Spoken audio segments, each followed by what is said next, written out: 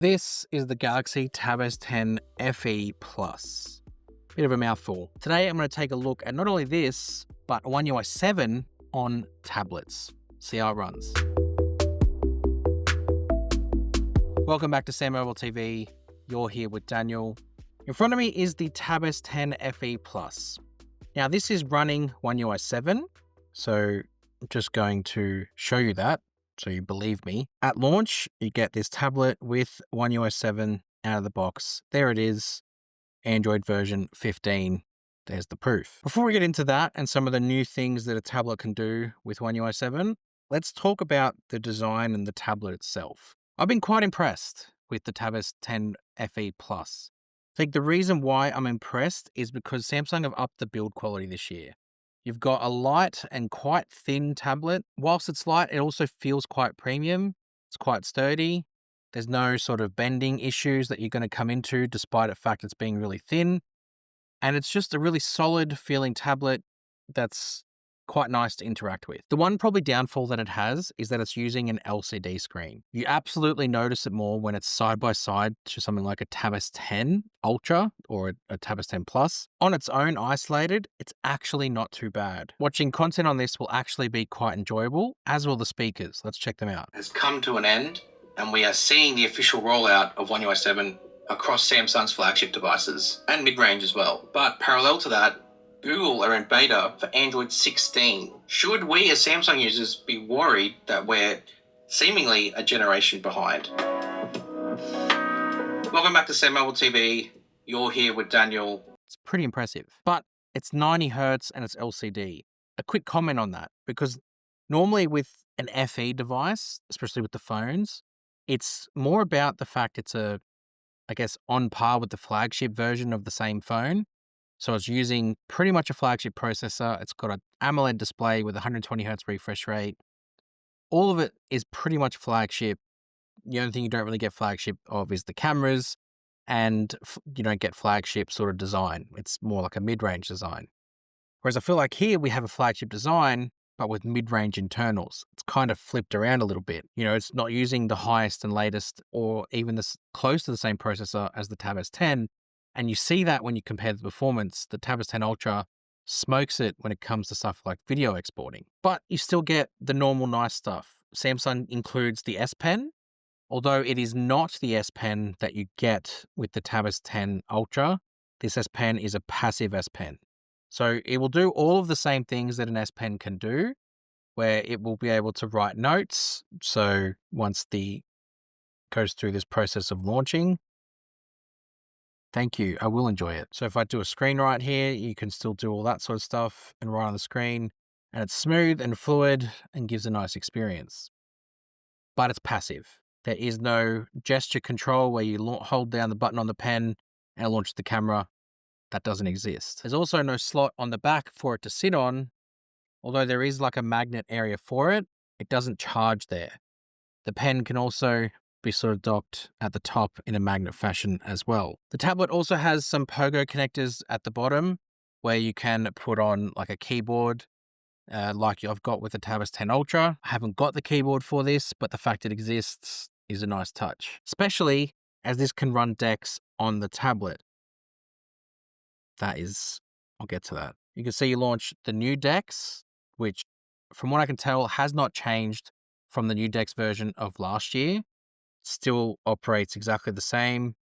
It's still basically One UI, just with this taskbar and windowed apps that launch instead of normal apps, I guess. You also have the full version of DeX that you can switch to. If I exit out of that, which you must do, and then I hit Start DeX, it launches into the full version of Samsung DeX, which again operates better, I guess, with a keyboard and mouse. But the fact that you have DeX on here is great. What you don't get is DeX that can go into a monitor or TV, unfortunately. That provides us a good segue into software. Because DeX, I guess, is part of the software experience, we get to look at now what One UI 7 is like on a tablet. We saw there was no change to new DeX, unfortunately, but there is some changes to the software, perhaps annoyingly so, that you need to know about. The first is obviously you get the new controls with One UI 7. you get the notification drop down, which is now separate to the quick panel. Frustratingly though, you cannot swipe across to get to the quick panel. You have to completely go back to the top right corner and bring the quick panel down. And when I go into the settings to take a look at this, there is no way of changing that. You can go back to the old way where the panel settings are together.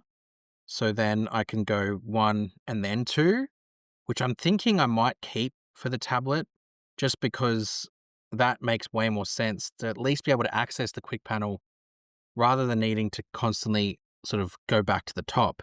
At least that's there as an option. You also have the vertical app drawer, as you can see, that exists. And of course, again, you can go back and sort and change it to custom order, and that will change it to go back this way. Again, though, if you're going to dive into One UI 7, try and get it as close, except for this one, as I said. Other thing you get is some extra widgets from One UI 7. That all comes across with the tablet, but there doesn't seem to be any other changes really. Like if we go into things like lock screen, there is the now bar.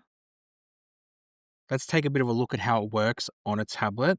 Very curious. You can see what the ones that work with it. So we'll do the clock as our example because it's nice and easy. Go to clock. Sure. Start a stopwatch, exit out, have the live notification there, which as you can see brings down that notification and will sit there as a live notification. But there's no always on display on tablets, so you'll have to double press to bring it. And then there is the now bar, which you can expand in and out and then unlock it. Oh yes, fingerprint scanner. This is a fingerprint scanner that is at the power button.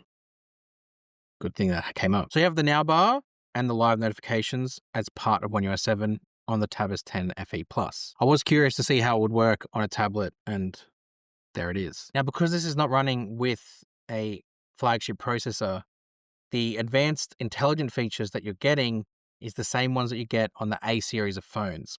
Object Eraser, which is not really AI, it's sort of just been around since One UI 3. Best Face, which is new. Edit suggestions, again, not really AI, it's been there for a while. Custom filters, auto trim, AI select, and read aloud when you are on a website.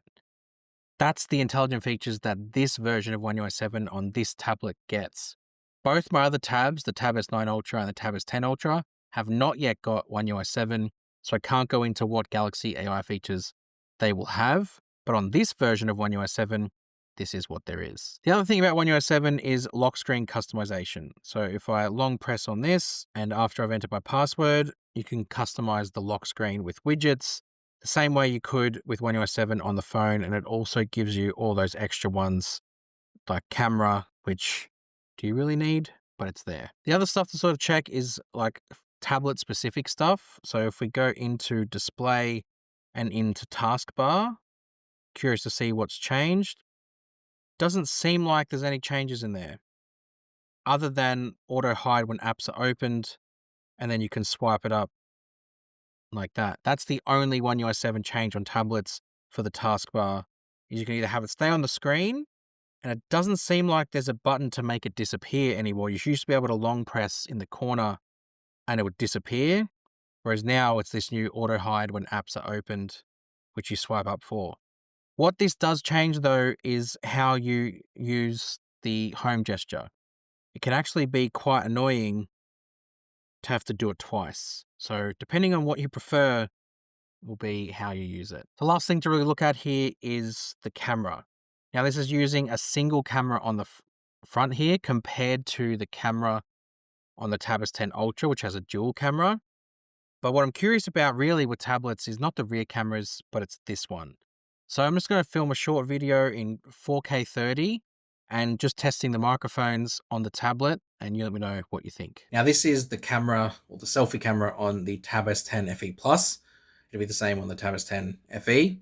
And the microphone quality. Now I'm trying to hold the tablet, as you saw from the shaking, not covering the microphone. I just want to see what the microphone sounds like, what the camera quality is like in 4K 30, because this is probably what you can expect when you're using this in video calls. So Let me know what you think in the comments below. So that's the Tab S10 FE, and more specifically, the Plus, and how One UI 7 looks on here.